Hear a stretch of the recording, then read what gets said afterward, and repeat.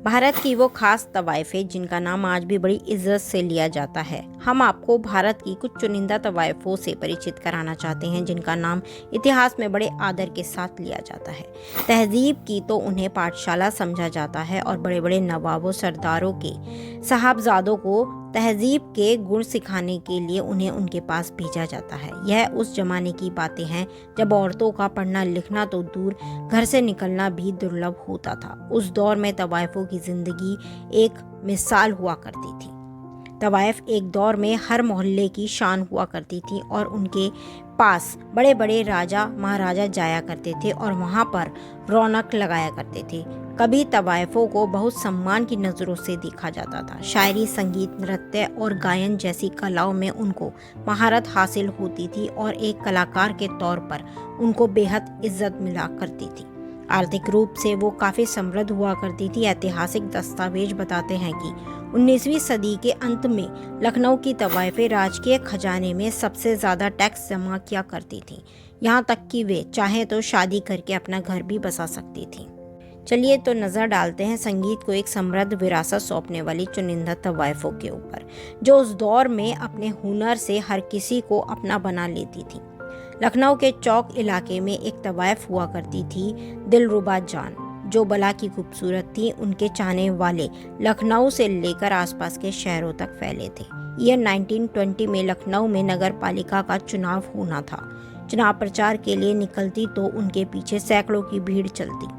उनकी सभाओं में मनमानी भीड़ उमड़ने लगी। हालांकि जब उन्हें मात मिली तो उनके कोठे की रौनक चली गई। रसूलन बाई बनारस घराने की एक महान फनकार जो कलाकार हैं। इनका जिक्र उस्ताद बिस्मिल्लाह खान ने बेहद आदर के साथ किया था। उन्हें ईश्वरीय आवाज कहा जाता था।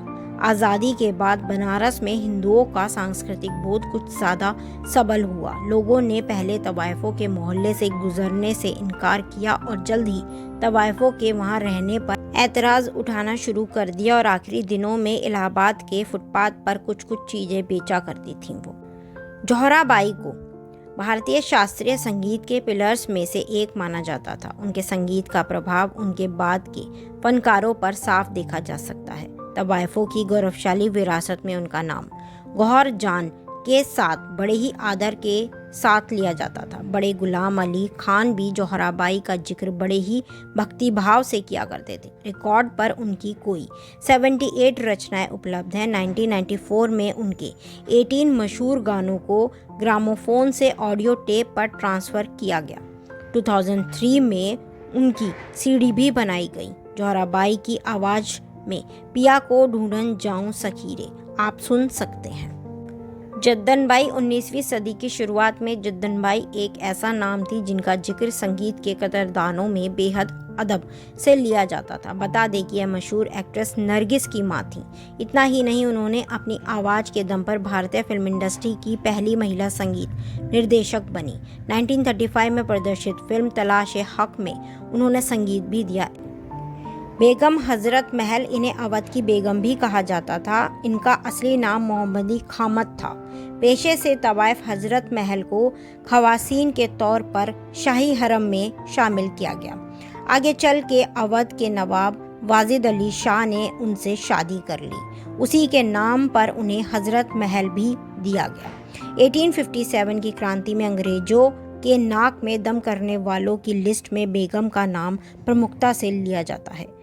बनारस और कलकत्ता की मशहूर तवाइफ गौहर जान ने रिकॉर्डिंग इंडस्ट्री में अपनी आवाज़ से हर किसी को अपना बना लिया। गौहर जान 19 सदी के शुरुआती की सबसे महंगी गायिका हुआ करती थी, जो महफिलें सजाती थी। उनके बारे में मशहूर था कि सोने की 101 गिन्नी लेने के बाद ही वह किसी महफिल में गाने के लिए हामी भरती थी।